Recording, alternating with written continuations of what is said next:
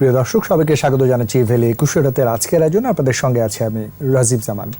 দর্শক, আপনারা জানেন প্রতিনিধি ভ্যালি 21 রাতে আমরা সমসাময়িক বিষয়গুলি নিয়ে আলোচনা করার চেষ্টা করি এবং যথারীতি বেশিরভাগ সময় আমরা আলোচনা করার চেষ্টা করছি করোনা ভাইরাস পরিস্থিতি, এর যে প্রতিষেধক বা টিকা নিয়ে সারা বিশ্বব্যাপী অনেক বেশি আলোচনা হচ্ছে।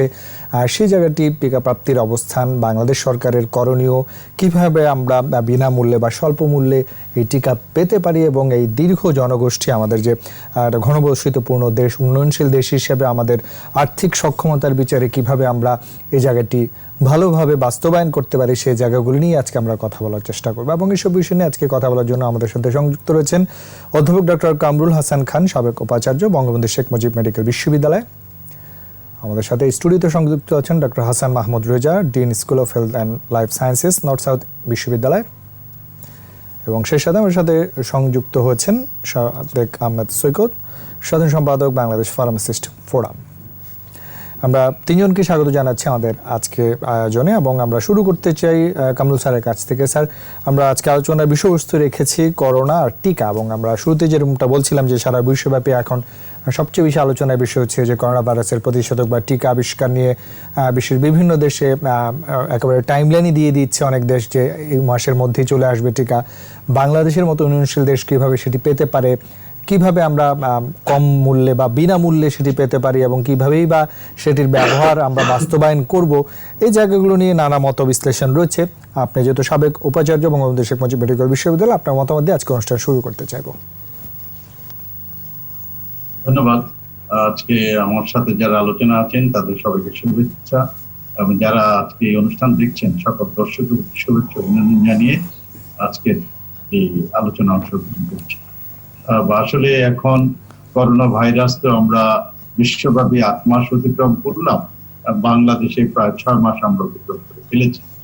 সেই হিসাবে আজকে যদি বিশ্বের আমরা যে চিত্রটি দেখছি তাতে কিন্তু করোনার সংক্রমণও বেড়ে যাচ্ছে, মৃত্যুর সংখ্যাও বেড়ে যাচ্ছে। এবং গত 24 ঘন্টায় আমরা দেখলাম যে 2,68,00,000 মতো সংক্রমিত হয়েছে, মৃত্যুবরণ করছে 8,79,000। এবং বাংলাদেশেও আমাদের সংক্রমণের সর্বশেষ যে খবর আমরা সেটি দেখছি 3,21,000, মৃত্যুর সংখ্যা হচ্ছে 4,412 জন। তো সব মিলিয়ে আমরা এই করোনা নিয়ন্ত্রণের কোনো লক্ষণ কোনো দেখছি না, এবং অনেক অনেক দেশে সেকেন্ড ওয়েভ শুরু হচ্ছে এবং সেখানে ভয়াবহ পরিস্থিতি হচ্ছে। বিশেষ করে আমাদের পাশের দেশ ভারতের অবস্থা কিন্তু বেশ আমরা খারাপ দেখতে পাচ্ছি। ইতিমধ্যে প্রায় 40,27,000 মানুষ আক্রান্ত হয়েছে এবং প্রায় 59,000 মানুষ কিন্তু মৃত্যুবরণ করেছে। এবং গত 24 ঘন্টায় ভারতে 87,000 মানুষ সংক্রমণিত হয়েছে। প্রতিদিনই আমরা দেখছি 80,000-এর বেশি সংক্রমিত কয়েকদিন। যেহেতু ভারত আমাদের পাশে আছে এবং আমরা পশ্চিমবঙ্গ, আসামে কিন্তু সংক্রমণের সংখ্যা দেখছি, যেহেতু আমাদের 3 পাশে ভারত আছে, আমাদের সাথে আমদানি রপ্তানি শুরু হয়েছে, যাতায়াত শুরু হয়েছে, সে কারণে ভারতের সংখ্যা বেড়ে গেলে আমাদেরও ভয়ের কারণ আছে, আমাদের সতর্ক হওয়ার প্রয়োজন রয়েছে। তো আমরা যেটা দেখলাম যে করোনার যে পরিস্থিতি, এর মধ্য দিয়ে এখন একটা অভিজ্ঞতা মানুষের হয়েছে। মানুষ করোনা পরিস্থিতির সাথে অভ্যস্ত হয়ে যাচ্ছে এবং সেখানে প্রথমে যে বিষয়গুলো ছিল লকডাউন, সেগুলো আর মানুষ মানতে যাচ্ছে না, কোনো বিষয় মানতে যাচ্ছে না। বাংলাদেশকে কিন্তু অন্য বিশ্বের অন্য দেশের থেকে আলাদা করে দেখার কোনো সুযোগ নেই। সব দেশে কিন্তু একই পরিস্থিতি বিরাজ করছে। আজকে জীবন আছে, জীবিকারও বিষয় আছে। তো সেই বিষয়ে আমরা পরবর্তী আলোচনা আসবো। এখন কথা হলো যে এই যে পরিস্থিতি, তার মধ্য দিয়ে আমরা দেখেছি যে বিশ্ব অর্থনীতি ধ্বংসের দিকে যাচ্ছে, আমাদের সভ্যতা ধ্বংসের দিকে যাচ্ছে, মানব জীবন যাপনের পরিবর্তন হচ্ছে। তো সব মিলে এখানে করোনা থেকে আমরা মুক্তি পেতে চাই, এটা হচ্ছে বিশ্ববাসীর আকাঙ্ক্ষা, কত দ্রুত মুক্তি পাবো। সেখানে আমাদের মানে আশার আলোটি হচ্ছে ভ্যাকসিন। ভ্যাকসিন নিয়ে অনেক কথাই হচ্ছে। তো আমরা যেটা সর্বশেষ খবর পেয়েছি যে এখন বিশ্বব্যাপী 176টি ভ্যাকসিনের মানে বিশ্ব স্বাস্থ্য সংস্থার তালিকায় রয়েছে। আমাকে কি শোনা যাচ্ছে? জি স্যার। আমাকে শুনতে পাচ্ছেন? জি স্যার। তো সেখানে 176টি তালিকা WHO তালিকায় আছে এবং এর বাইরে কিন্তু প্রায় 202টি ক্যান্ডিডেট ভ্যাকসিন আছে, বিভিন্ন দেশে হচ্ছে। এর মধ্যে গিয়ে যেটা হিউম্যান ট্রায়াল বা থার্ড ফেজ আমরা বলি, সেটি কিন্তু 34টি ভ্যাকসিন আমরা দেখতে পাচ্ছি এবং গত 2-3 দিনে কিন্তু বেশ কিছু খবর আমরা দেখেছি। প্রথম খবরটি হলো বিশ্ব স্বাস্থ্য সংস্থা বলেছে যে সত্যিকার অর্থেই আমরা যদি সাধারণ মানুষের, যেখানে আমরা অন্তর্ভুক্ত, যদি আমরা ভ্যাকসিন দিতে চাই, সেটা আগামী বছরের মাঝামাঝির আগে হবে না। এটি বিশ্ব স্বাস্থ্য সংস্থা বাস্তব কথা বলেছে। আর ইতিমধ্যে আমরা গতকাল একটি পত্রিকায় দেখেছি যে রাশিয়ার ভ্যাকসিন সম্পর্কে, যেটি তারা দাবি করছে রাশিয়া যে প্রথম ভ্যাকসিন। আমি এটি নিয়ে একটি পজিটিভ খবর, যেহেতু আমাদের কাছে, আমরা যে চিকিৎসা বিজ্ঞানের ছাত্র, আমাদের কাছে ল্যান্ডসেটের একটি চিকিৎসা সাময়িকী, যেটা যুক্তরাজ্যে, সেটির উপরে কিন্তু আমাদের এক ধরনের আস্থা আছে। এবং সেখানে তাদের কাছে যখন অবজারভেশন আর্টিকেল বের হয়, তখন সেটি আমরা চিকিৎসা বিজ্ঞানের ছাত্ররা গোটা বিশ্বে সেটা গ্রহণ করি। তো আমরা যেটা আশা করি যে সমস্ত ভ্যাকসিন নিয়ে ট্রায়াল চলছে, তার কিন্তু রেজাল্ট গুলো পত্রিকা বা জার্নালে আসতে হবে, না হলে কিন্তু সেটা মানুষের কাছে গ্রহণযোগ্য হবে না, বিশেষ করে চিকিৎসা বিজ্ঞানীদের কাছে। সেখানে এর আগে কিন্তু আমরা জুলাই মাসে ল্যান্ডসেটে আমরা প্রকাশিত পেয়েছি অক্সফোর্ড ভ্যাকসিন নিয়ে, সেখানে তারা প্রথম এবং সেকেন্ড যে ট্রায়াল করেছে। কারণ এখানে ভ্যাকসিনের তৈরি করা কিন্তু 6টি স্টেজ আছে, ধাপ, 6টি স্টেজ আছে। তার মধ্যে সবচেয়ে গুরুত্বপূর্ণ হলো থার্ড স্টেজ, যেখানে হিউম্যান ট্রায়াল, ক্লিনিক্যাল ট্রায়াল বলা হয়, এবং সেটির আবার 3টি ফেজ আছে, পর্যায় আছে। এবং সেখানে কেউ প্রথম পর্যায়ে, কেউ দ্বিতীয় পর্যায়ে, কেউ তৃতীয় পর্যায়ে এখন বিশ্বে 34টি ভ্যাকসিন নিয়েছে, এবং তার মধ্যে আমরা 4-5টি আমরা দেখছি এগিয়ে আছে। তো সেই হিসাবে আমরা দেখতে পাচ্ছি যে রাশিয়ার ভ্যাকসিনের কথা এবং প্রথম ও সেকেন্ড ফেজের একটা রেজাল্ট কিন্তু ল্যান্ডসেট গত 4 তারিখে কিন্তু প্রকাশিত করেছে। এবং গতকালকে আমরা যেটা দেখলাম, নোভাভ্যাক্স একটি মানে ওষুধ প্রস্তুতকারী যুক্তরাষ্ট্রের একটি সংস্থা, তারাও বলেছে নোভাভ্যাক্সের মানে কার্যকারিতা ভালো। এর আগে মডার্নার কথা আমরা শুনেছি, এবং চীনেও কিন্তু সিনোভ্যাক কিন্তু ইতিমধ্যে তারা সেখানে থার্ড ফেজে কাজ করছে। এবং এখানে হয় কি, যে আমরা যেটা দেখতে চাই, যেখানে স্বচ্ছতা থাকবে, রেজাল্ট অবজারভেশন গুলো দুনিয়ার মানুষ জানতে পারবে, এবং একটা আন্তর্জাতিক গ্রহণযোগ্য জার্নালের মধ্যে প্রকাশিত হতে হবে। এখন ধরেন যে হিউম্যান ট্রায়াল, যেটা 3টা ফেজে যায়, মানে থার্ড স্টেজের 3টা হিউম্যান ট্রায়াল বা ক্লিনিক্যাল ট্রায়ালে, সেখানে কিন্তু তাড়াহুড়ো করার কোনো সুযোগ নেই। এবং থার্ড ফেজ যেটা, সেখানে প্রায় 30 থেকে 40 হাজার মানুষের মধ্যে কিন্তু ট্রায়াল করতে হবে। জি জি স্যার, আপনার কাছে এই পর্যায়ে আমরা আছি। জি জি থ্যাংক ইউ স্যার। আপনাকে আবার সুযোগ দিব। আমরা এবার একটু যেতে চাই doctor Hasan Mahmud Reza, dean school of health and life sciences, north south university. Reza সাহেব, আপনি শুনছিলেন কামরুল হাসান খান যেরকম বলছিলেন, এবং সারা বিশ্বব্যাপী এখন অনেক বেশি আলোচনা হচ্ছে এই বিষয়টি নিয়ে, এবং সেক্ষেত্রে বাংলাদেশের অবস্থান, আমরা কি করতে পারি, কিভাবে সেই জায়গাটি আমরা পরিকল্পিতভাবে এগিয়ে যেতে পারি, সেগুলো নিয়ে অনেক কথা হচ্ছে। সে বিষয়ে আপনার মতামত কি? ধন্যবাদ। যেমনটি বলছিলেন কামরুল স্যার, ভ্যাকসিন তৈরি এবং তার বিভিন্ন ট্রায়াল নিয়ে স্যার যে কথাগুলো বলেছেন, সে কথাগুলো যথার্থই। তো বাংলাদেশে যেহেতু আমরা আসলে ভ্যাকসিন তৈরি করার সেই পর্যায়ে এখন নাই, সুতরাং ডেফিনেটলি আমাদের যারা ভ্যাকসিন তৈরি করছে তাদের সাথে যোগাযোগ রক্ষা করতে হবে এবং সেখান থেকে ভ্যাকসিন নিতে হবে। সমস্যা হয়ে যাচ্ছে যে প্রত্যেকটা দেশই এখন উদ্গ্রীব। আবার এটাও সত্যি কথা যে এই সমস্যা কিন্তু একটা বৈশ্বিক সমস্যা। সুতরাং এটা আমার দেশে যদি আমি ভ্যাকসিন উৎপাদন করতে পারি, সেটি আমার জনগণ পাবে, শুধু এই চিন্তাধারা নিয়ে চললে এখন চলবে না। আর এই ভাইরাসটা এরকমই যে অল্প সময়ের মধ্যে পৃথিবীর এক প্রান্ত থেকে আরেক প্রান্তে চলে গেছে। সুতরাং আমার দেশের সকল মানুষকে যদি করোনা ভাইরাস ফ্রি রাখতে হয়, তাহলে শুধু আমার দেশের পপুলেশনে কিন্তু না, পুরো বিশ্বের পপুলেশনকে ভ্যাকসিনেশনের আওতায় আনতে হবে। তো সেই উদ্দেশ্য সামনে রেখেই একটা ভালো উদ্যোগ নিয়েছে। আপনি জানেন যে একটা গ্লোবাল একটা কোলাবোরেশন হয়েছে, যেটাকে আমরা বলছি ACT, access to global tools. এবং এই ACTর ভিতরে 3টা পিলার তারা ঠিক করেছে। এই 3টা পিলারের 3 ধরনের ফাংশনস আছে। প্রথম কাজটি করছে তারা ডায়াগনস্টিক্সের ডেভেলপমেন্ট নিয়ে। এই diagnostics basically will be used for the detection of COVID-19 patients. তো এটা একটা ডায়াগনোসিসের পার্ট গেল। আরেকটা পিলার কাজ করছে, তারা ট্রিটমেন্ট রিলেটেড যে ধরনের ডেভেলপমেন্ট হচ্ছে এগেইনস্ট কোভিড-19 সেই বিষয়গুলো এরা পেট্রোনাইজ করছে, ফাইন্যান্সিং করছে, মনিটরিং করছে এবং যেখানে যেটুকু প্রয়োজন হচ্ছে এরা সহায়তা দিচ্ছে, টেকনিক্যাল যে সাপোর্ট। আর একটা থার্ড যে উইংটা কাজ করছে সেটি মূলত ভ্যাকসিন নিয়ে কাজ করছে। এবং স্যার যেটা বলছিলেন কথা সত্যি যে এই ধরনের মহামারীর ক্ষেত্রে আসলে আমাদের ট্রিটমেন্টের চেয়ে এই ধরনের একটা প্রতিষেধক তৈরি করাটাই আমাদের একটা মুখ্য বিষয় হয়ে দাঁড়ায় এবং আমরা ট্রিটমেন্টেও চেষ্টা করছি, কিন্তু যেহেতু এখনো পর্যন্ত কোনো ইফেক্টিভ ট্রিটমেন্ট মানে স্পেসিফিক ট্রিটমেন্ট আমাদের হাতে নেই এবং দেখা গেছে যে এখন সবাই মোটামুটি ওই ভ্যাকসিনের দিকেই গেছে। তো এরই মধ্যে এই থার্ড যে পিলার বললাম বা যে ইনিশিয়েটিভটা সেখানে আছে কোভ্যাক্স একটা ইনিশিয়েটিভ। কোভ্যাক্স হচ্ছে এখানে 172টি দেশ এখানে জোটভুক্ত হয়েছে এবং এদের মধ্যে 80টি দেশ আছে যারা হায়ার ইনকাম কান্ট্রিজ এবং 92টি দেশ আছে যারা low to middle income countries. তো এখন WHO, গ্যাভি একটা গ্লোবাল অ্যালায়েন্স ফর ভ্যাকসিন, সেপি আর একটা alliance for vaccine development and research, এই গ্যাভি, সেপি, WHO এবং এখানে একটা বড় ফান্ডিং করছে আমাদের Bill and Melinda Gates foundation. এরা সবাই মিলে একটা সিদ্ধান্তে এসেছে যে তারা যারাই ভ্যাকসিন উৎপাদন করুক না কেন তাদের কাছ থেকে এরা 2 বিলিয়ন ডোজেস কিনে নিবে এবং সে কারণেই তারা অলরেডি 9টা ভ্যাকসিন তাদের প্রাথমিক পর্যায়ে তারা সিলেকশনে রেখেছে। এই 9টা ভ্যাকসিনের তারা কিন্তু বিভিন্নভাবে সহায়তা দিচ্ছে।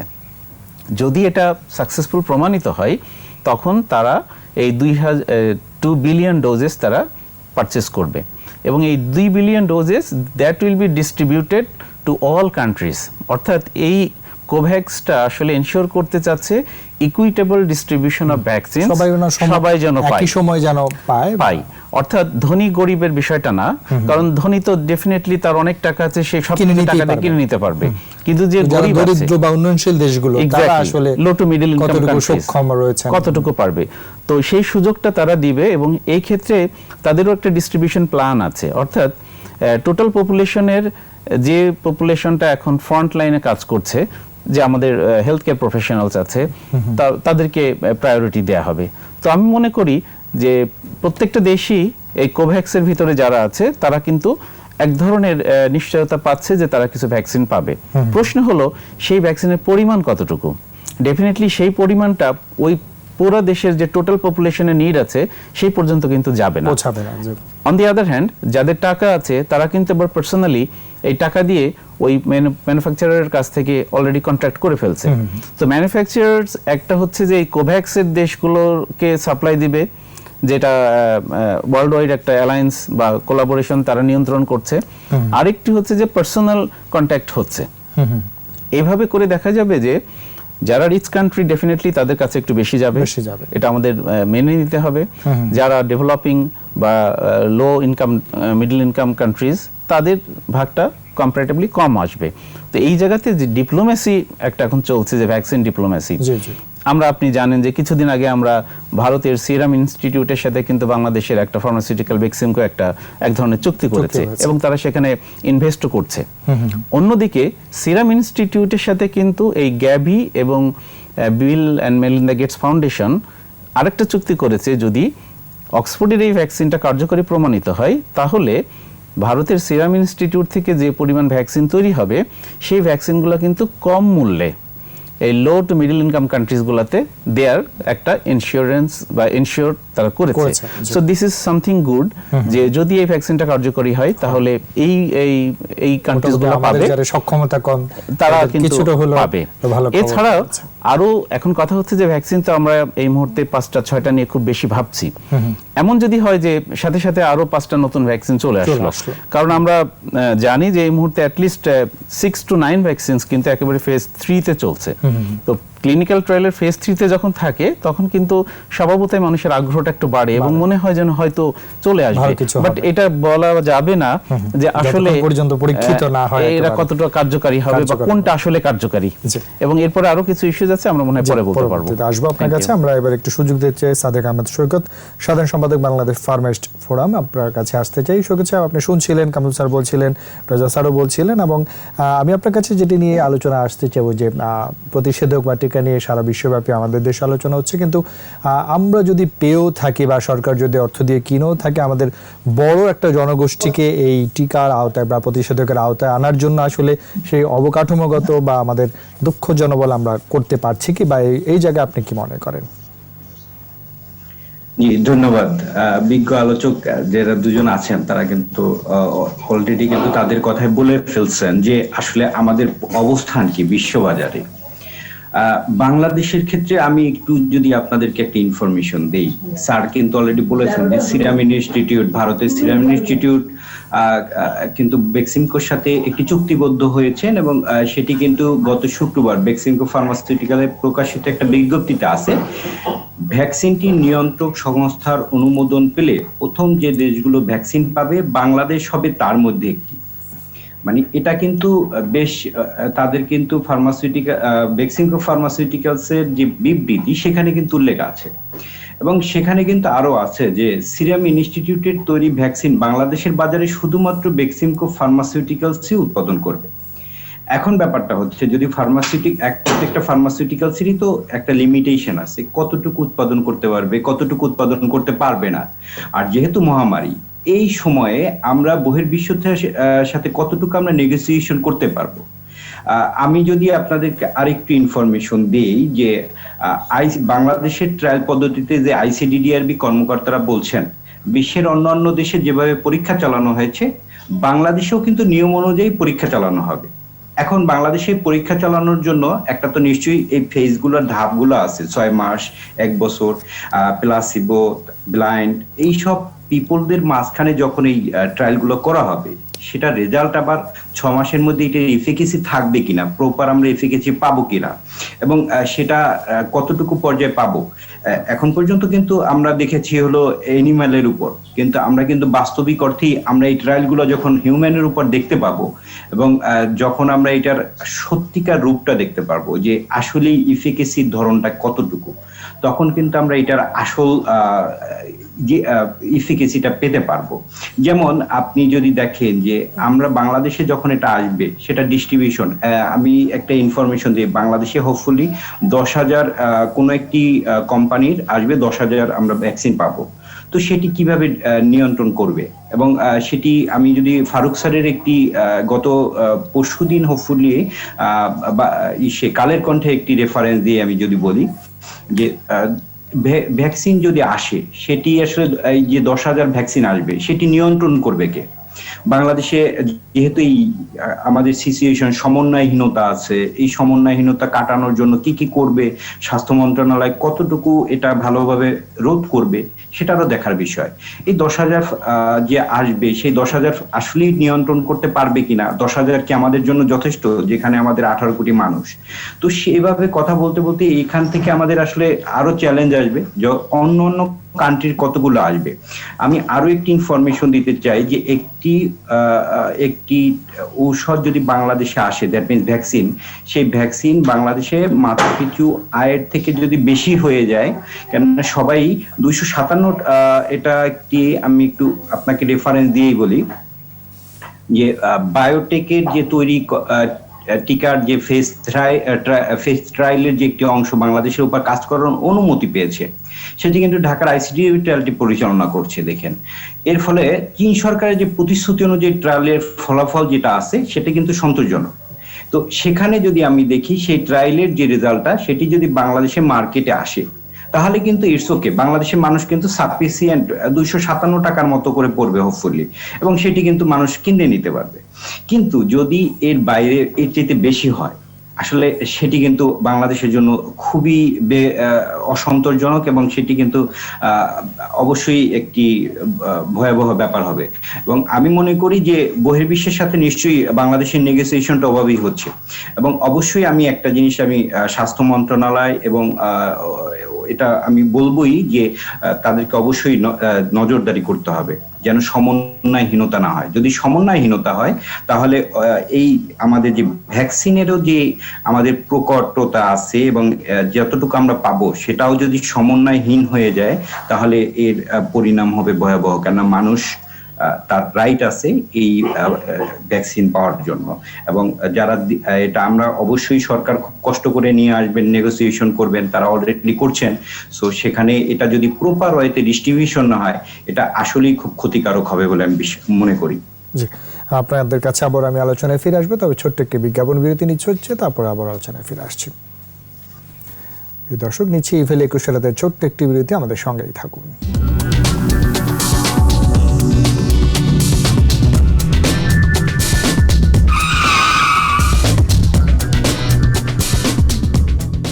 প্রিয় দর্শক, আবারও সবাইকে স্বাগত জানাচ্ছি ইভেলে 21 রাতের আজকের আয়োজনে। আমরা এই বিরতির আগে আলোচনা করছিলাম করোনা পরিস্থিতি এবং করোনার যে প্রতিষেধক, সেটির আসলে প্রাপ্তি, সেটির সহজলভ্যতা এবং সেটি আমরা কিভাবে সারা বিশ্বের সাথে বাংলাদেশও একই সময়ে পেতে পারে এবং সারা দেশব্যাপী সেটি আমরা যেন দিতে পারি, সেই জায়গাগুলো নিয়ে কথা বলছিলাম। আমরা এ বিষয়ে আবারও কথা বলতে চাইব অধ্যাপক ডক্টর কামরুল হাসান খান, সাবেক উপাচার্য, বঙ্গবন্ধু শেখ মুজিব মেডিকেল বিশ্ববিদ্যালয়। স্যার, আমরা আলোচনার দ্বিতীয় ভাগে চলে এসেছি। এসে যেটি জানতে চাইব যে আমরা বিরতির আগে যে আলোচনায় ছিলাম যে সারা বিশ্বের বাংলাদেশও যে প্রতিষেধকগুলো পেতে পারে সময় মতো, কম খরচে বা বিনামূল্যে আমরা কিভাবে পেতে পারি, এবং আমাদের যে জনসংখ্যা সেই 80% লোক, যদি প্রায় 14-15 কোটি জনসংখ্যাকে যদি এই প্রতিষেধকের আওতায় আনতে হয়, সেটির ব্যয়ভার, সেটিকে কিভাবে আমরা সুন্দরভাবে বাস্তবায়ন করব, সকলকে এই আওতায় আনবো, এই জায়গায় একটা বড় পরিকল্পনার প্রয়োজন আছে, চ্যালেঞ্জও আছে। সেই জায়গায় আসলে আমরা কি করতে পারি? আসলে আমি মনে করি যে বাংলাদেশ কিন্তু একটা সুবিধাজনক অবস্থানে চলে গেছে।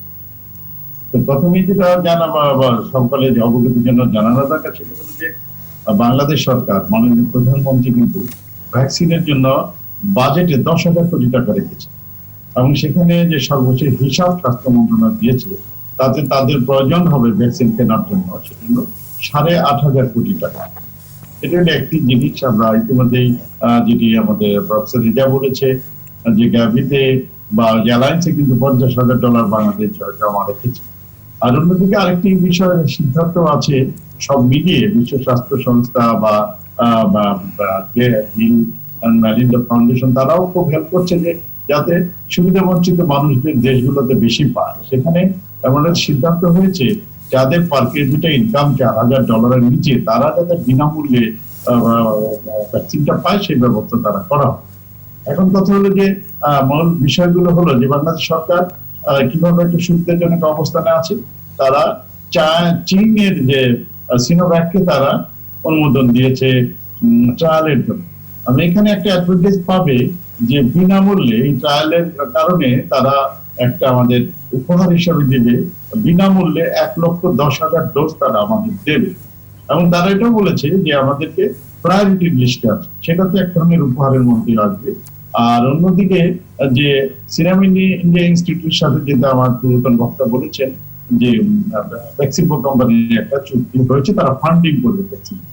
তো অন্যদিকে আবার সরকারও কিন্তু স্বাস্থ্য মন্ত্রণালয়ের মাননীয় মন্ত্রী বলেছেন যে আমাদের কিন্তু আমরা যেদিন তারা ঘোষণা করলো যে চীনের সিনোভ্যাককে তারা পার্টনারশিপ করার জন্য ট্রায়াল করার জন্য অনুমোদন দিল সরকারি ভাবে, সেদিন তারা বলেছে আমাদের কিন্তু অক্সফোর্ডের ভ্যাকসিনের প্রতি আমাদের একটা প্রায়োরিটি আছে। তো অক্সফোর্ডের এখন যত ভ্যাকসিন আমরা দাম মূল্য দেখেছি, তার মধ্যে কিন্তু অক্সফোর্ডের ভ্যাকসিনটা সবচেয়ে কম দাম। এটা তো বলা হচ্ছে $3 অথবা 1 কাপ অফ কফির দাম পড়বে।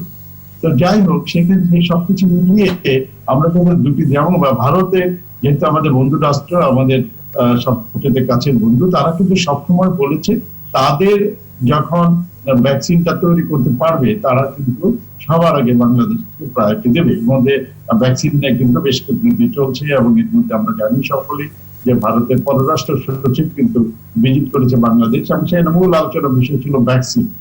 তো যাই হোক, এখন এই যে ভ্যাকসিন তৈরি হচ্ছে এর মধ্যে কিন্তু নানান বিষয় আছে। প্রথম বিষয়টি হলো চিকিৎসা বিজ্ঞানীরা সবসময় যখন কোনো মহামারী বা অতিমারি হয় তখন তাদের একটা নৈতিক দায়িত্ব হলো যে একটি ভ্যাকসিন তৈরি করা। সেই হিসাবে চিকিৎসকদের একটা মানবিক দায়িত্ব রয়েছে। পাশাপাশি যেটি হলো বড় ধরনের ব্যবসাটা হলো যে বিভিন্ন কোম্পানির সাথে, তারপরে হচ্ছে বিভিন্ন দেশের সাথে একটা প্রতিযোগিতা আছে, কে বাজারে নিয়ে আসবে। আবার মিডিয়ার একটা বিষয় আছে, যেমন এবার কিন্তু দুটো ট্র্যাকার আছে, একটা হলো নিউ ইয়র্ক টাইমস ট্র্যাকার আর একটা হচ্ছে গিয়ে গার্ডিয়ান ট্র্যাকার। তারা কিন্তু সবসময় ট্র্যাক করছে এবং সেখানে তারা স্বাভাবিকভাবে কিছু কিছু নিউজ বিশ্ববাসীকে ইনফ্লুয়েন্স করে, সেখানে কোনোটা এগিয়ে যাচ্ছে, কোনোটা পিছিয়ে, এরকম নানান ধরনের প্রতিযোগিতার মধ্য দিয়ে কিন্তু আমরা আছি। তারপরে আমরা মনে করি বাংলাদেশের কূটনীতি চলছে, এবং সেখানে শুধুমাত্র যে চীনের ভ্যাকসিনটাই ট্রায়াল হবে তা নয়, এখানে আমরা আশা করি যে আরো যদি ট্রায়াল সরাসরি আমাদের কিন্তু আমি সেগুলোর সাথে যুক্ত করতে চাই। আসলে বাংলাদেশে কিন্তু ভ্যাকসিন তৈরির একটা ভালো সক্ষমতা আছে। আমাদের আইপিএইচ যেটা ইনস্টিটিউট অফ পাবলিক হেলথ, তারা কিন্তু ভ্যাকসিন তৈরি করতে পারে, এবং rapid vaccine, anti rapid vaccine কিন্তু তারা ভালো করে, এবং সেটা বেসরকারি ভাবে হচ্ছে। আমাদের বেসরকারি একটি মাত্র না, অনেকগুলি সংস্থা আছে যারা ভালো ভ্যাকসিন করে। এবং আমাদের তো এখানে অ্যানিমেলের ভ্যাকসিন তো খুবই চমৎকার করা হয়। সেখানে আমরা যে প্রথম দিকে পরামর্শ দিচ্ছিলাম, আমাদের দেশের ভ্যাকসিন তৈরি করার কোম্পানিগুলো যদি সরাসরি পার্টনারশিপে যেতে পারতো, তাহলে কিন্তু আমরা আরো সুবিধা পাবো। এখন ধরেন যে কিছু নীতিমালা কিন্তু ইতিমধ্যে রয়েছে কারা ভ্যাকসিন, আমি যদি ভ্যাকসিনের সংখ্যা দেখি, যেমন খুব ইন্টারেস্টিং, এটা নিয়ে আমরা প্রথম দিকে খুব আলোচনা করতাম বিষয়টা বোঝার জন্য আসলে কি হচ্ছে। যেমন অনেক ভ্যাকসিন কিন্তু তৈরি শুরু হয়ে গেছে, তা আমরা যদি থার্ড ট্রায়াল অতিক্রম করে নাই, তাহলে তৈরি করে কি করবো? এখানে কিন্তু একটা ঝুঁকি নেয় কোম্পানিগুলো, যে রেডি থাকলো, যখন অ্যাকসেপ্ট হয়ে যাবে তখন তারা বাজারে ছেড়ে দেবে। যেমন ইসের এখন টার্গেট হলো আমাদের সিপিএম ইন্ডিয়া ইনস্টিটিউটে 10 কোটি ডোজ তারা তৈরি করছে, তারা আর যদি নেগেটিভ হয় তা ফেলে দিবে। এই জন্য ঝুঁকি নিয়ে কিন্তু কোম্পানিরা কাজ করছে। অন্যদিকে আমরা দেখি যে ভ্যাকসিন কিন্তু খুব বেশি তৈরি হচ্ছে না। যেমন অ্যাস্ট্রাজেনিকার সাথে প্রায় 15টি দেশের চুক্তি হয়েছে। তো সেখানে অ্যাস্ট্রাজেনিকা প্রথম দিকে টার্গেট ছিল 2 কোটি ডোজ করবে তারা। এরকম কোন কোন দেশ আছে যে 10 লক্ষ ডোজ করছে, কোন কোন এই যে যারা এগিয়ে থাকা ভ্যাকসিন গুলো। সে কারণে প্রথমে আমাদের বাস্তব চিন্তা করতে হবে যে তার নিজের দেশকে তো আগে দেবে, তাই না? এখন ভারত যদি 10 কোটি ডোজ করে, তাহলে তার দেশের মানুষ তো 130 কোটি। তো সেইখানে আমাদের পেতে একটু সময় লাগবে। তারপর পার্টনারশিপ আছে, যেমন অ্যাস্ট্রাজেনিকা বলি বা ভ্যাকসিন বলি, সেখানে কিন্তু ট্রাম্প এবং বরিংসনের সাথে একটা আলোচনা শুরুতে হয়ে গেছে। অর্থাৎ এই জায়গাগুলো আমাদের বিবেচনায় রাখতে হবে যে কোনো মানুষ তো নিজের দেশকে কভার না করে অন্য দেশকে দেবে না। সেই কারণেই আজকে আমাদের মানসিক প্রস্তুতি, যেটা ডাব্লিউএইচও যথার্থ বলেছে যে আগামী বছরের মাঝামাঝির আগে কিন্তু আমরা ব্যাপকভাবে ভ্যাকসিন তারা দিতে পারবো না। সে কারণেই আমরা মনে করি যে সে তুলনায় যেহেতু দুটি দেশের সাথে আমাদের ভালো একটা চুক্তি হয়ে গেছে অলরেডি, সেখানে আমরা চীন বা ভারতেরটা আমরা অ্যাস্ট্রাজেনিকাটাই তো আমরা যেটা অক্সফোর্ডের ভ্যাকসিনটাই তো আমরা পাওয়ার আশা করছি। তো সেই হিসেবে আমাদের এই জায়গায় মাথায় রাখতে হবে যে কত তৈরি হচ্ছে, কারণ ইচ্ছা করলেই তো পারবে না। তো আমাদের একটি জিনিস এখানে বলে আমি শেষ করতে চাই, সেটা হলো যে আসলে ভ্যাকসিনের কি আমরা দেখি যে পর্যবেক্ষণটা হয় ট্রায়ালে, সেখানে কয়েকটি জিনিস দেখতে হয়। একটা হলো যে নিরাপদ কিনা, সেফ কিনা, এটি কার্যকরিতা কিরকম আছে, এটা প্রোটেকশন কতদিন দেবে, এবং প্রোটেকশন অ্যান্টিবডি নিয়ে কিন্তু নানান গবেষণা হয়েছে। সেখানে কিছুটা আশার আলো আছে, এবং কিছুটা কিন্তু হতাশাও আছে। তারপরে এটা বয়স্ক লোকদের কাজ করবে কিনা, এ ধরনের 4-5টা বিষয় কিন্তু ট্রায়ালে দেখা হয়। এবং ট্রায়াল কিন্তু তারা হুড়ো করলে হবে না, তাতে যে আমরা হাজার হাজার বা 30-40 হাজার মানুষকে দেখতে হবে, এবং সেখানে অবজারভেশনে কোনো তাড়াহুড়ো করা যাবে না, সঠিকভাবে দেখতে হবে, সেখানে ব্লাইন্ড করতে হবে বা প্লাসিবো দিতে হবে। আবার যেমন রাশিয়ার ভ্যাকসিনে কোনো ব্লাইন্ড বা প্লাসিবো দেয়নি, কিন্তু তাদের ভ্যাকসিন কিন্তু তারা বলেছে এটা সেফ, এটা পার্শ্ববর্তীয় কম। এখানে আমি আরেকটি কথা বলি, শেষ করি, সেটা হলো যে এই ভ্যাকসিন দিতে গিয়ে দেখি 5-6টি উপসর্গ দেয়। একটা হলো যে যেখানে ইনজেকশন দেওয়া যায় সেখানে ব্যথা হয়, জ্বর হচ্ছে, মাথা ব্যথা হচ্ছে, এবং কিছুটা শরীর বা জোড়া ব্যথা হচ্ছে, জয়েন্ট পেন যেটা হচ্ছে, এই সমস্ত বিষয়গুলো দেখা যাচ্ছে এবং খুব মাইল্ড ফর্মে হচ্ছে। সে কারণে আমরা তো আশায় বাঁচতেই চাই। ভ্যাকসিনই একমাত্র এই মুহূর্তে আমাদের আশার আলো, যেটি আমাদের এই করোনাকে নিয়ন্ত্রণ করবে, প্রতিরোধ করবে, সেটি আমরা আশায় বসে আছি। জি স্যার। আচ্ছা, আমরা আপনার কাছে আবার শেষ দিকে আসবে, এবার একটু সুযোগ দিতে চাই ডক্টর হাসান মাহমুদ রেজা। আমরা শেষ দিকে চলে এসেছি, আলোচনার প্রত্যাশার জায়গা থাকবে, এবং যে বিষয়টি আরো বেশি আলোচনা আনতে চাই যে আমরা অবশ্যই প্রত্যাশা রাখি বিশ্বব্যাপী সফলভাবে প্রতিষেধকটি আবিষ্কার হবে বা পরীক্ষিত যখন সার্টিফাই হবে, তখন আমরা যেন সহজে পেতে পারি, কম মূল্যে পেতে পারি বা বিনামূল্যে পেতে পারি, এবং সেটার প্রয়োগের জায়গাগুলো নিয়ে পরিকল্পনা আর দক্ষ একটা জনবল আমাদের লাগবে। কারণ এই বড় জনসংখ্যাকে যদি এই ভ্যাকসিনের আওতায় আনতে হয়, আমাদের একটা বড় পরিকল্পনারও কিন্তু প্রয়োজন আছে। সেই জায়গাগুলো এখন থেকে আমরা ভাববো কিনা বা কি করবো আমরা? হ্যাঁ, ধন্যবাদ। কামরুল স্যার চমৎকার বলতেছিলেন, আমি ওইখান থেকে একটু সূত্র ধরে আপনার প্রশ্নে আসি। এই যে একটু আগে বলেছিলাম যে কোভ্যাক্সের আমরা সদস্য এবং আমাদের এই সদস্য হওয়ার কারণে আমরা ওয়ার্ল্ড ওয়াইড যেভাবে একটা ইকুইটেবল ডিস্ট্রিবিউশন হবে, তার মধ্যে আমরাও সেই ডিস্ট্রিবিউশনে আমরা ভ্যাকসিন পাবো ইনশাল্লাহ। অ্যাট দি সেম টাইম বাংলাদেশে এখন সম্প্রতি যে সাইনোভ্যাকের যে ভ্যাকসিনটার ক্লিনিক্যাল ট্রায়াল একেবারে ফাইনাল অনুমতি পেয়ে গেছে এবং তাদের ট্রায়াল খুব তাড়াতাড়ি শুরু হবে। তো দেশে যখন এই ধরনের একটা ট্রায়াল হয় তখন কিন্তু ট্রায়াল শুধু না, অর্থাৎ এই ভ্যাকসিনটা কার্যকরী এবং নিরাপদ এটি শুধু প্রমাণ করে না, সাথে সাথে কিন্তু আমাদের কিছু সুযোগ তৈরি হয়। সেই সুযোগগুলো হচ্ছে যে চায়না যে টেকনোলজি ব্যবহার করে এটা তৈরি করছে, যদি দেখা যায় ভ্যাকসিনটি কার্যকরী হবে তাহলে চায়নার সাথে কিন্তু আমরা নেগোসিয়েশনে যেতে পারি যে ওই টেকনোলজিতে আমাদের দেশে ট্রান্সফার তারা করবে কি করবে না। তারা করবে হয়তোবা, যদি করানোর মতো করে আমরা নেগোশিয়েট করতে পারি তাহলে বাংলাদেশে যে সমস্ত কোম্পানির ভ্যাকসিন তৈরি করার সক্ষমতা আছে তারা কিন্তু তাদের সক্ষমতা আরও এক্সপ্যান্ড করে নেবে বাই দিস টাইম, করে বাংলাদেশে যথেষ্ট পরিমাণে এই ভ্যাকসিন তৈরি করা সম্ভব।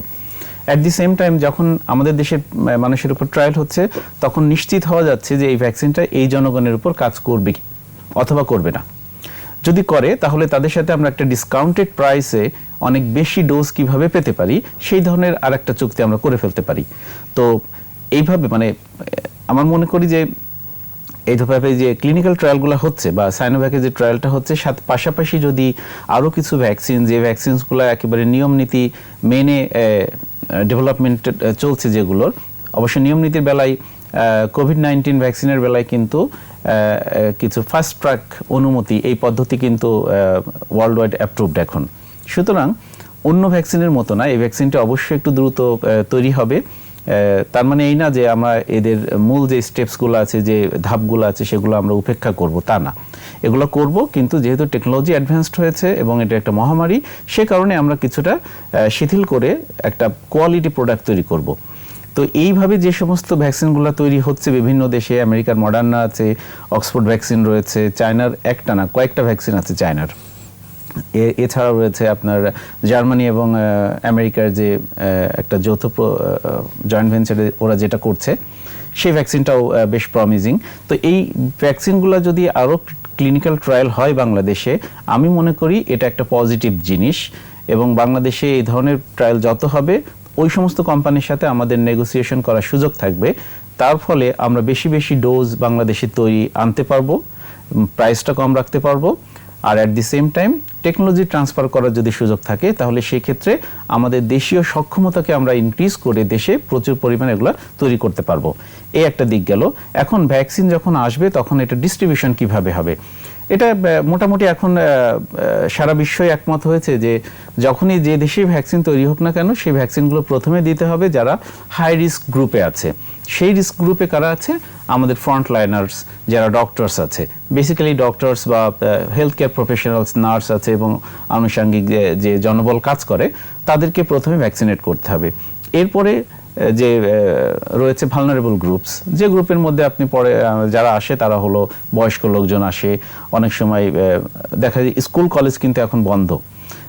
ভালো কথা যে এরই মধ্যে WHO গত 2-3 দিন আগেই বলেছে যে এখন জীবন জীবিকার প্রয়োজনে সবকিছু পুরো বিশ্বই ওপেন হয়ে যাচ্ছে, এবং আমরা দেখেছি যে ইউরোপের স্কুল কলেজগুলো কিন্তু এর মধ্যে খুলে দিয়েছে।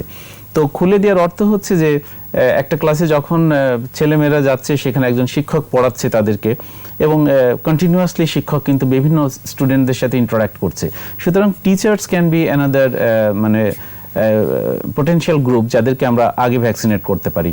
প্রেগনেন্ট উইমেন্স আছে, চিলড্রেনদের বেলায় এই ভাইরাসটা খুব বেশি ক্ষতি করছে সেই ধরনের আমাদের কাছে ফলাফল খুব বেশি নাই, একেবারে করছে না তা না, কিন্তু চিলড্রেনরা মাছ মোর কমফোর্টেবল জোনে আছে। সুতরাং এই সব কিছু চিন্তা করে যখন ভ্যাকসিন আসবে তখন এই গ্রুপকে আগে দিতে হবে, তারপর আস্তে আস্তে ভ্যাকসিনের প্রকিউরমেন্ট বাড়াতে হবে, এবং আমাদের নেগোশিয়েট করে আমরা যত তাড়াতাড়ি বিদেশ থেকে ভ্যাকসিন আনতে পারি অথবা দেশীয়ভাবে যদি কোনো সক্ষমতা ডেভেলপ করতে পারি সেখান থেকে আমরা এই বেশি বেশি ডোজগুলো তৈরি করতে পারবো। একটা কথা বলি যে এই লো ইনকাম কান্ট্রিজ যেন ভ্যাকসিন পাই, সে কারণে কোভ্যাক্সের ভিতরে আরও একটা ইনিশিয়েটিভ তারা নিয়েছে, যেটাকে তারা বলছে অ্যাডভান্স মার্কেট কমিটমেন্ট। এর ভিতরে তারা $2 বিলিয়ন একটা বাজেট রেখেছে। এইটা ব্যয় হবে বেসিক্যালি একেবারেই লো ইনকাম যে সমস্ত হতদরিদ্র কান্ট্রিজগুলো যারা আছে, রয়েছেন যে একেবারে। আমাদের ধরেন লিস্ট ডেভেলপ কান্ট্রির মধ্যে রয়েছে প্রায় 48-49টা কান্ট্রিজ আছে, এই সমস্ত কান্ট্রিজগুলো পাবে, প্লাস ডেভেলপিং কান্ট্রিজ বা মিডল বা লোয়ার টু মিডল ইনকাম কান্ট্রিজগুলো এগুলো পাবে। সুতরাং বিশ্ব কিন্তু এখন আসলে একটা বৈশ্বিক সমস্যা বৈশ্বিকভাবেই দেখছে, but at the same time একথা ভুলে গেলে চলবে না যে যারা হাই ইনকাম কান্ট্রিজ আছে তাদের সক্ষমতা বেশি আছে, তাদের চাহিদা সেভাবে থাকবে, এবং তারা অলরেডি বিভিন্ন কোম্পানির সাথে কিন্তু চুক্তিবদ্ধ হয়েছে, তারা কিন্তু অনেক রিস্ক নিয়েছে। কারণ এই ভ্যাকসিন যদি কাজ নাও করে তারপরেও কিন্তু they need to pay huge amount of money. কিন্তু বাংলাদেশের মতো দেশ হয়তো এত রিস্কে যেতে পারবে না, সেই সক্ষমতা তো আসলে আমাদের নেই। নাই। কিন্তু ডিপ্লোমেসি যেটা চলছে, আমি মনে করি যে এটা খুবই ভালো। চায়নার সাথে আমাদের এখন ভালো ডিপ্লোমেসি। খেয়াল করেন যে ভারতের পররাষ্ট্রমন্ত্রী ভিজিট করে যাওয়ার পরে আমাদের কিন্তু সিরাম ইনস্টিটিউটের সাথে এটা হলো, পাশাপাশি আমরা কিন্তু চাইনিজ ভ্যাকসিনের ক্লিনিক্যাল ট্রায়ালের অনুমতিও দিয়ে দিলাম। জি জি। তো আমার মনে হয় both way we are working, এবং আমি মনে করি যে Bangladesh is in the right track, in right direction. যখনই যেখানেই ভ্যাকসিন তৈরি হোক না কেন, দেয়ার ইজ পসিবিলিটি। আর এই ক্লিনিক্যাল ট্রায়ালগুলোকে যত দ্রুত করা যায় বা এগুলোকে আসলে একটু পরীক্ষা নিরীক্ষার মাধ্যমে যদি এটা করা সম্ভব হয়, তাহলে দ্রুত অনুমোদন দিয়ে এই কাজগুলো করলে আসলে বেনিফিট পাবে এদেশের জনগণই। জি, ধন্যবাদ আপনাকে। আমরা এবারে যেতে চাই সাদেক আহমেদ সৈকত আপনার কাছে। আমরা শেষ দিকে আলোচনার শেষ দিকে এসে অবশ্যই প্রত্যাশা শুনবো, এবং সেই সাথে আমরা কামরুল স্যারের কথা শুনেছিলাম, রেজাল স্যারও বলছিলেন, এবং বিশ্বব্যাপী এখন যে আলোচনাটি সেটির সাথে বাংলাদেশের জন্য আরো সুন্দরভাবে এগিয়ে যেতে পারে, সেই জায়গায় আপনার প্রত্যাশা কি থাকবে? ধন্যবাদ। স্যাররা কিন্তু অনেক ইনফরমেশন অলরেডি দিয়েছেন, যে ইনফরমেশনটা এবং তারা কিন্তু পরামর্শ দিয়েছেন। আপনি দেখবেন যে বাংলাদেশ সরকারের কিন্তু একটা চ্যালেঞ্জ, বাংলাদেশ সরকারের চ্যালেঞ্জটা এখানে যে 17 কোটি মানুষের মধ্যে 80% মানুষকে কিন্তু তারা দেওয়ার জন্য প্রিপারেশন নিয়েছেন। তাহলে কিন্তু প্রায় 13 কোটি 14 কোটি মানুষকে তারা কিন্তু টার্গেটে রেখেছেন, যাদেরকে এই আওতাধীন টিকা দেওয়ার ব্যবস্থা করবেন। তো এটা কিন্তু একটা বিগ চ্যালেঞ্জ। যদি আপনি হিসাব করে দেখেন যে এই পরিমাণটা কিন্তু কম না। এখন আমরা যদি একটু দেখেন, এই সরকারকে কিন্তু এটাই আসলে চ্যালেঞ্জ হিসেবে নিতে হবে, কারণ এটাই তো হচ্ছে নিয়ম যে যত মহামারী থাকবে, যতই চ্যালেঞ্জ আসবে, সেটাকেই সরকার নিয়ম শৃঙ্খলার মধ্যে কিভাবে এটাকে নিয়ন্ত্রণ করবেন, সেটাই হচ্ছে সরকারের কাজ। তো বর্তমান সরকার যেটা কাজ করেছেন যে তারা সদস্য হয়ে তারা কিন্তু একটা রিজার্ভ ফান্ড তৈরি করেছেন। যেমন সরকার 10,000 কোটি টাকা রেখেছে করোনা ব্যবস্থাপনা জরুরি কাজ ব্যয় নির্বাহের জন্য। এটি একটি ভালো দিক। এই টাকাটাই যে সব আসলে থাকবে অথবা খরচ হবে, ব্যাপারটা এরকম না। ব্যাপারটা হচ্ছে প্রপার ওয়েতে কিভাবে এটা খরচ হবে, সরকারের যে মানবিক দিক চিন্তা করে এবং মানুষের কথা যে চিন্তা করে, সার্বিক পরিস্থিতি চিন্তা করে, যে তারা এই যে রিজার্ভ ফান্ডটা তৈরি করেছে, এটা কিন্তু বিশাল ব্যাপার।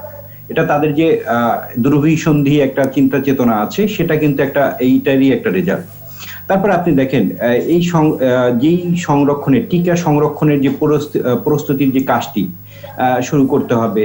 তারপরে এই টাকাগুলো যে এত টাকা আছে, বুঝলাম টাকা আছে, কিন্তু সেটি তো পর্যাপ্ত না। এই টাকাটাকেও আবার কিভাবে ডিস্ট্রিবিউশন করতে হবে, বাংলাদেশের দিক থেকে কিন্তু 10,000 কোটি টাকা, এটা কিন্তু অনেক টাকা। আবার তো এটি আন্তর্জাতিক বাজার থেকে আবার কিনতেও তো হবে। আমার তো চাইলেই টাকা আছে কিন্তু আমি কিনতে পারছি না, তাহলেও তো হবে না। এভাবে যদি আমি হিসাব করে দেখি যে বাংলাদেশে যে পরিস্থিতি, সেটা হচ্ছে যে স্যার অলরেডি একটা প্রস্তাবনা দিয়েছেন যে বাংলাদেশের যে কোম্পানিগুলো রয়েছেন, ফার্মাসিউটিক্যালস কোম্পানিগুলো, সেই কোম্পানিগুলোকে যদি একই প্ল্যাটফর্মে এনে যাদের সক্ষমতা আছে, এই যে ভ্যাকসিন তৈরির সক্ষমতা আছে, তাদেরকে যদি একত্রিত করে যদি একটি ফান্ড গঠন করে সেখানে যদি কোনো আমাদের যেহেতু কপি মলিকুল আমরা তৈরি করতে পারি, সেখান থেকে আমরা বহির্বিশ্বের কাছ থেকে যদি আমরা কোনো ফর্মুলা নিয়ে যদি আমরা এখানেও উৎপাদন করতে পারি, সেটাও কিন্তু করা যেতে পারে। এবং সেটাও কিন্তু আমাদের একটা চ্যালেঞ্জ হবে। চ্যালেঞ্জ হলেও সেই চ্যালেঞ্জটা কিন্তু মোকাবেলা করা আমাদের জন্য ইজি, যেহেতু আমাদের কান্ট্রির মোস্ট অফ দ্য 150টির উপর দেশে অলরেডি ঔষধ রপ্তানি হচ্ছে। সো আমাদের কিন্তু সক্ষমতা আছে, আমরা চেষ্টা করলেই পারবো। আমার মনে হয় সরকার এটি চিন্তা চেতনার মধ্যে নিবেন। আর পরিশেষে বলবো যে সরকারের যে পরিসীমা থাকবে, আমরা গরিব কান্ট্রি এভাবে বলে আসলে কোনো কিছু আসবে না। আসবে একটাই, যে যতটা নেগোসিয়েশন করা যায়, আমরা সরকারের কিছু কূটনৈতিক আলোচনা থাকবে, কূটনৈতিক দৃষ্টিভঙ্গি থাকবে, সেটি যদি আমরা ঠিক করে আমরা ইন্ডিয়া, ইন্ডিয়ার সাথে কন্ট্যাক্ট করছি, আমরা চায়নার সাথে কন্ট্যাক্ট করছি। সব কন্ট্যাক্ট যদি একত্রিত হয়ে এবং প্রত্যেকটা কন্ট্যাক্টে যদি আমাদের নিয়ন্ত্রণ হয়, তাহলেই মনে হয় আমরা একটি সুস্থ এবং সুন্দর বাংলাদেশ আমরা ভবিষ্যতে পাবো বলে আমরা বিশ্বাস করি। পরিশেষে বাংলাদেশ সরকারকে ধন্যবাদ জানাই, কারণ হচ্ছে Global Alliance for Vaccines and Immunization সংগঠনটির সদস্য পদ নিয়েছেন এবং এই তহবিল গঠনে অনুদানও দিয়েছেন। এটি কিন্তু একটি টেকনিক্যাল দিক। এই টেকনিক্যাল দিকটিতে তারা কাজ করে তারা যেটি পাবেন যে স্বল্প মূল্যে অথবা বিনামূল্যে তারা ভ্যাকসিনগুলো পাবেন। জি। এবং 57টির মতো যে গরিব দেশ রয়েছে সেই 57টি দেশের মধ্যে তাদের নাম লিখেছে। এটা কিন্তু বাংলাদেশ সরকারের কিন্তু একটি দারুণ চিন্তা চেতনা। তারা সেখান থেকে আমার মনে হয় যে তারা একটি দারুণ কাজ করেছেন বাংলাদেশের মানুষের জন্য। আই হোপ যে এটার জন্য আমরা ভালো উপকৃতই হব এবং আমরা খুব অচিরেই ইনশাআল্লাহ এটার বিনিময়ে আমরা খুব ভালো কিছু আশা করব এবং টিকা ভ্যাকসিন যাই বলি না কেন অবশ্যই আমাদের দেশে আসবে। পরিশেষে সরকারের চিন্তা চেতনা এবং সমন্বয়হীনতা যেন না থাকে কোনো সেক্টরে, তাহলে আমরা পরিপূর্ণ স্বাস্থ্য ব্যবস্থা দেখতে পাবো এবং এটা নিয়ন্ত্রণ দেখতে পাবো। ধন্যবাদ, অনেক ধন্যবাদ। আমরা কামরুল স্যারের কাছ থেকে সর্বশেষ প্রত্যাশা শুনবো, তবে তার আগে ছোট্ট একটু কিছু যোগ করতে চাইছেন ডক্টর হাসান মাহমুদ রেজা, যদি যোগ করেন। Thank you. এই যে ভ্যাকসিনগুলো যখন আসছে তখন এগুলো ডিস্ট্রিবিউশনের জন্য যে সমন্বয়ের ব্যাপারটা তুলে আমরা কথায় আনলাম, এটি হওয়া খুবই জরুরি। আরেকটি বিষয় যে ভ্যাকসিনটা সাধারণত কোল্ড চেইনে মেনটেন করতে হয়, অর্থাৎ খুবই নিম্ন তাপমাত্রা মেনটেন করে নির্দিষ্ট তাপমাত্রায় সংরক্ষণ করতে হয়, বিতরণ করতে হয়। তো দেখা যাবে যে সংরক্ষণ ঠিক মতো হচ্ছে, বিতরণের সময় একটা দিন নরমাল টেম্পারেচারে রয়ে গেল, তখন কিন্তু এই ভ্যাকসিনের কার্যকারিতা হারাবে। সুতরাং এই জায়গাটাতে আমাদের বিশেষ নজর দিতে হবে। এখনই এই কোল্ড চেইন ডেভেলপমেন্টের যত ধরনের ব্যবস্থা নিতে হবে সেটা যেন আমরা নিতে পারি। আর একটা বিষয় যে এই কোভিড-19 ভ্যাকসিন কিন্তু 50% কার্যকারী হলে সেটাকে অনুমতি দিবে, এই ধরনের কথা হয়েছে।